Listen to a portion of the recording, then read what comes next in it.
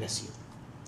¿Cuáles son las desventajas que normalmente se le asignan al Fondo Único? Bueno, la primera es esto de la captura política, por un lado, ¿no?, en términos, digamos, de quienes gobiernan el sistema, y la ineficiencia de los mecanismos estatales para, por un lado, porque el Fondo Único, en el fondo, define cápitas, o sea, define cuotas, pagos, ¿no?, asigna, sanciona, define, digamos, los mecanismos, digamos, de establecimiento de las prestaciones de salud, ¿no?, y las cuotas, además, como lo voy a intentar decir después, las define en función no solo de una probabilidad de riesgo, sino también de una modalidad de atención que quiere promover.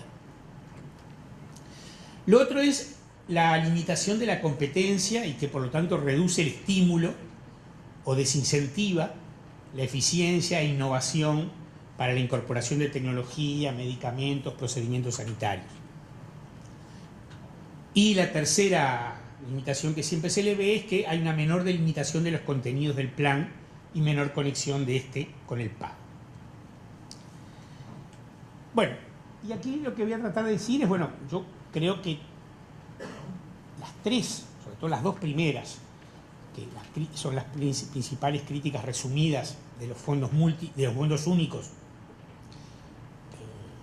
existen como riesgo y que son relativamente contrarrestables, digamos, ¿no? Entonces, ahí hay un punto medio central, y es en qué medida el regulador de ese fondo único es legítimo.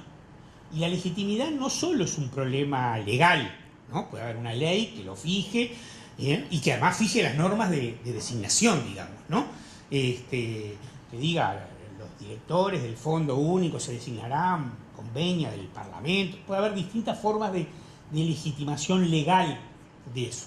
Pero la legitimación está fundamentalmente en la capacidad de contralor, ¿no?, que se ejerza sobre esa institucionalidad y de esa institucionalidad sobre los prestadores de salud. Si los prestadores de salud creen que el Estado es débil, que no funciona muy bien, que las inspecciones se hacen muy poco, y que además, si vienen a inspeccionar, se les puede orientar, digamos, a que no denuncien las irregularidades, el sistema no funciona, ¿no? Y ese es un punto central, ¿no?, de un esquema, digamos, de funcionamiento de esto. Después, cuando hable de las condiciones de implementación, volveré a ello. Lo segundo, el factor contrarrestante, es que la competencia no necesariamente es entre aseguradoras, ¿no? Puede haber otros niveles de competencia en la propia prestación, ¿no?, ya sea en la prestación misma, en el nivel en secundario, terciario, ya sea en el territorio. Puede haber otros mecanismos de estímulo a la competencia, incluso algunos de ellos pagos. Cuando ahora después viene el financiamiento, voy a hablar del pago por metas de cumplimiento de programas, que lleven el nivel de competencia y aseguren cierto nivel de competencia al nivel de la base del sistema, y no necesariamente a un nivel financiero. O sea, que la competencia no sea por precios, no sea por aseguramientos, sino sea por objetivos sanitarios.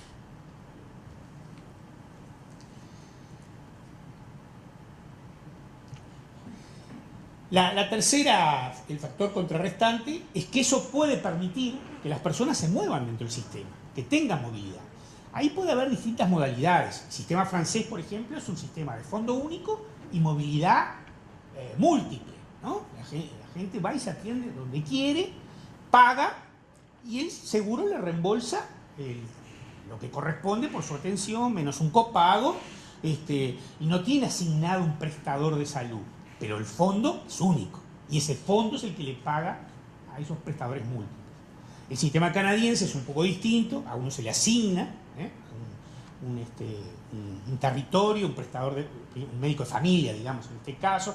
O sea, el sistema español es medio combinado. Hay distintas posibilidades de que la manera en que la prestación de salud que los usuarios se muevan dentro de la prestación de salud, y que el Fondo Único compense a esos prestadores de salud, que en el caso de Canadá y España son mixtos, porque el médico de familia es privado, digamos, pero el resto es público. O sea, sobre todo esto hay muchas modalidades diferenciales que son aplicables. El fondo único no es sinónimo de estatización absoluta, como el fondo múltiple no es sinónimo de privatización absoluta. Pero es evidente que el fondo único tiende a ser más un sistema con fuerte presencia estatal, tanto de regulación como de producción del servicio, y en mi juicio da más garantías.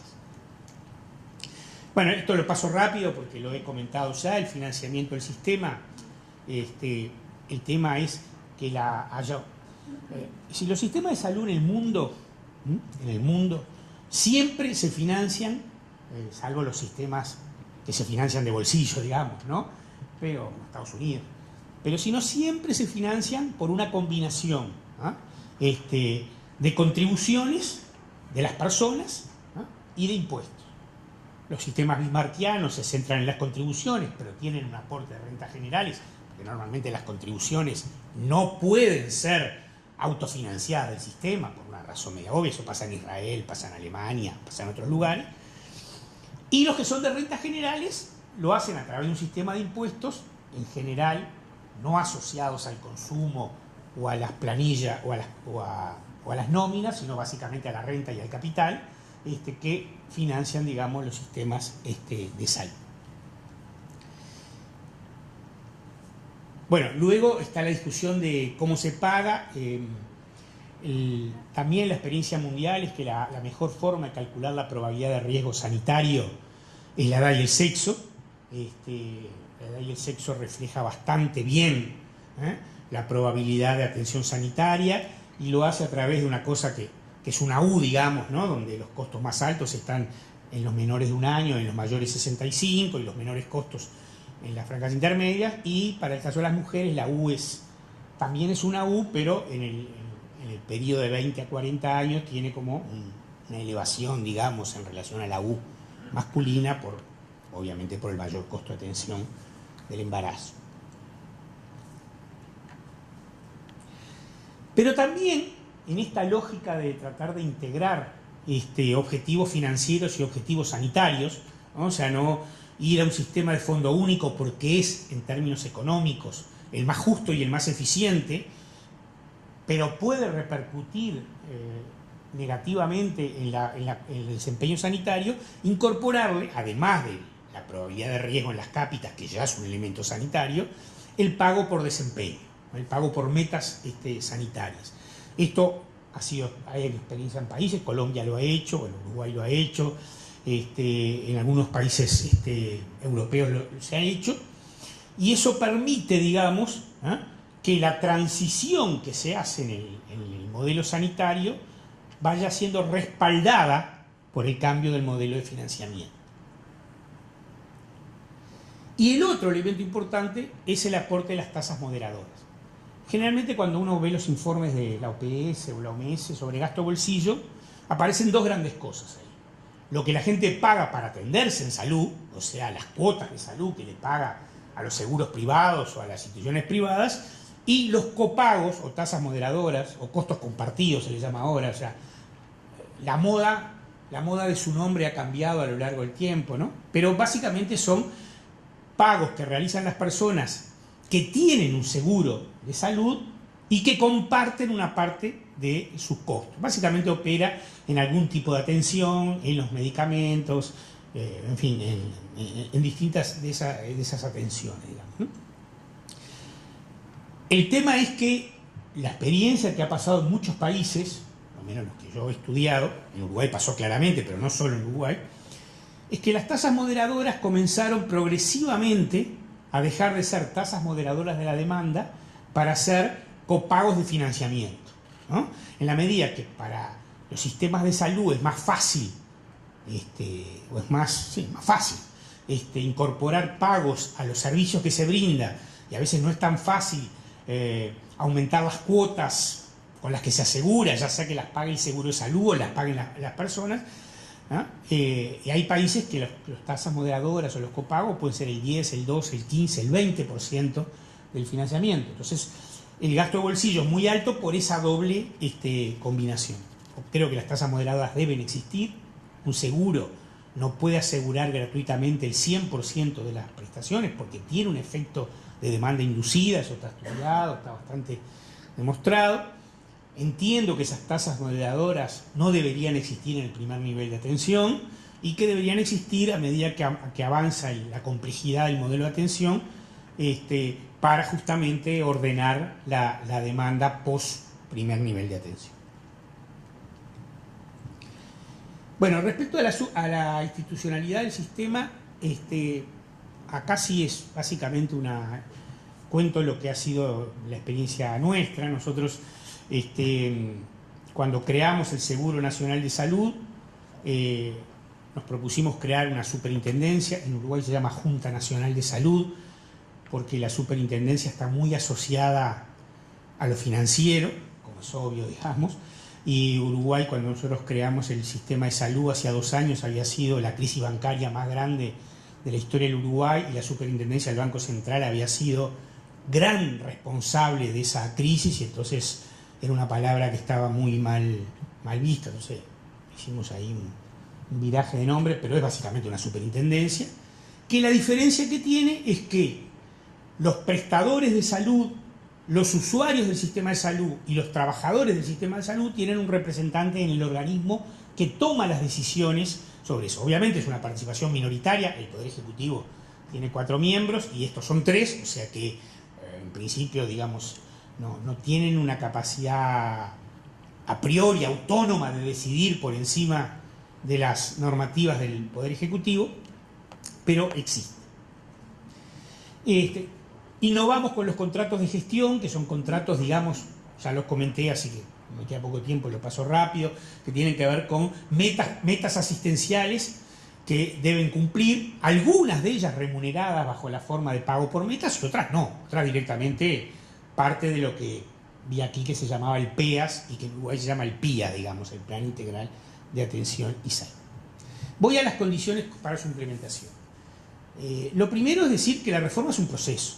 Por lo tanto, es clave pensar en la gradualidad. Pero, como alguien decía, creo que era compañera que comentó en el periodo anterior, hay que tener claro hacia dónde se va. Nosotros hicimos esto, ¿no? En el momento que empezamos a diseñar la reforma, hicimos una especie de escenario mágico en donde estaba la reforma totalmente hecha y el costo total de esa reforma.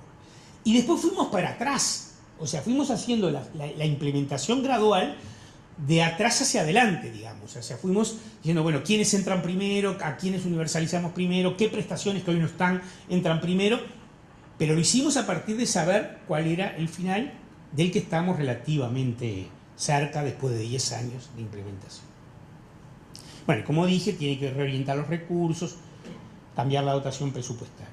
Quiero referirme a esto porque me causó bastante impacto la lectura de los materiales que hice sobre la economía peruana, y luego hoy se reafirmó bastante. No el acuerdo político y social, eso está claro, lo dijo el compañero Elvid. En Uruguay hubo un acuerdo social, no hubo un acuerdo político, pero Uruguay tenía, el gobierno tenía mayoría parlamentaria, o sea que no había demasiado drama, digamos, en que los partidos de la oposición no votaran la reforma salarial. Pero sí hubo un fuerte respaldo de los sindicatos de médicos, de no médicos, de organizaciones sociales. Pero estas dos para mí son las condiciones centrales en lo que hoy escuché de esta economía. Sí, sin un cambio tributario que incremente, con un gasto público sobre PBI de 2,3%, la OPS habla de 6% como mínimo, Uruguay tiene un 6,2%, bueno, podríamos poner otros ejemplos, no hay margen de hacer esto, o sea, no hay margen. Y me parece que hay que dar una discusión, y la discusión tiene que incluir impuestos a la renta, impuestos al capital, impuestos al consumo, aunque entiendo que ya son relativamente altos, y obviamente no a las nóminas de contribuciones, que también lo vi ya son altos. Y también una reforma laboral, con un sistema que según creo que había la última encuesta de hogares, que más o menos había 11,5 millones de personas en el sector informal o no registradas en la seguridad social. Bueno, todo hace inviable cualquier cuestión. Entonces son como precondiciones para hacerlo. Y obviamente eso implica que esa reforma tributaria tenga impacto sobre el aumento del gasto público en salud, lo que ya comenté de la separación de la regulación pública del prestador estatal y la legitimidad de la regulación estatal. La definición de un costo del plan de salud, la definición de objetivos prioritarios para reorientar ese gasto de bolsillo a través de tasas moderadoras o de las metas hacia esos objetivos. Una de las láminas que se presentó en las intervenciones anteriores mostraba, digamos, que había habido un proceso de reorientación con crecimiento al gasto en salud en niñez y adolescencia. Eso parece bueno, razonable y que debería continuar. Y finalmente, la clave de todo esto es decir, bueno, ¿cómo voy haciendo esto? O sea, ¿cómo voy implementando gradualmente esto? Y eso implica definir dos cosas. Una gradualidad sanitaria, es decir, cómo voy incorporando prestaciones a ese plan básico no, a ese plan integral que quiero definir, y una gradualidad de colectivos, o sea, cuáles son las personas a las que voy ingresando a un seguro más universal y de carácter integral, digamos, ¿no? Para eso, bueno, lo que hay que definir es cuáles son los sectores más endebles. En Uruguay el sector más endeble eran los niños y adolescentes que no tenían casi cobertura de salud, salvo los que podían pagar de su bolsillo su cuota, y esa fue la prioridad. Y el sector jubilados y pensionistas, que tampoco la tenían, fueron la segunda prioridad. Bueno, esta es una síntesis que siempre uso, digamos, pero que es lo que resumí, ¿no? Un fondo único donde se aporta por ingreso, se recibe por riesgo, ¿no? Simplemente la dejo. Y solamente quería contar de la experiencia en Uruguay. Ya conté los resultados, ya que me queda un minuto.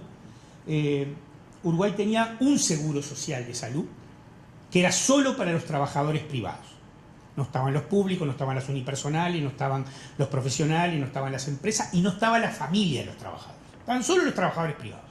Eran más o menos unas 750.000 personas antes de la reforma. Hoy hay 2,5 millones. Ese cambio es un cambio de la reforma laboral y de la reforma sanitaria. De la reforma laboral, porque hay 350.000, esa diferencia se compone de 350.000 trabajadores privados más que se formalizaron, o sea que si no hubiera habido reforma de salud ingresaban igual, porque simplemente pasaron a ser asalariados formales, y como 1,5 millones, no sé, el resto, de los colectivos que no estaban ingresaron, los jubilados, los niños, los adolescentes y las cónyuges de los trabajadores, más los cuentapropistas, más los profesionales. El otro fue el incremento de recursos, porque eso se hizo incorporando más plata. Ahí yo puse el gasto per cápita, de 700 pasó a 1.400, se duplicó el gasto por habitante,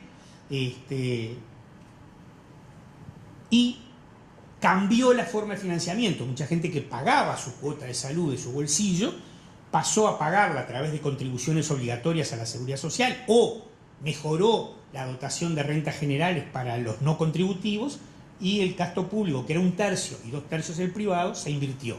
Pasó 2/3 el público, 1/3 el privado, y el prestador estatal directo, o sea, el dueño de los hospitales públicos, por llamarlo de alguna manera, pasó de 170 millones de dólares corrientes a 1.000 millones. O sea que, si bien, y con esto quiero dejar esta frase final, los objetivos pueden ser comunes a todos, pero es evidente que los puntos de partida son distintos. Uruguay nunca tuvo el nivel de informalidad que hay acá, pero cuando la crisis previo a la reforma de salud llegó a un 40% de informalidad. O sea, siempre fue bajo, hoy está en 20 y algo, como lo mostraba un cuadro que estaba allí, pero llegó a tener un 40%.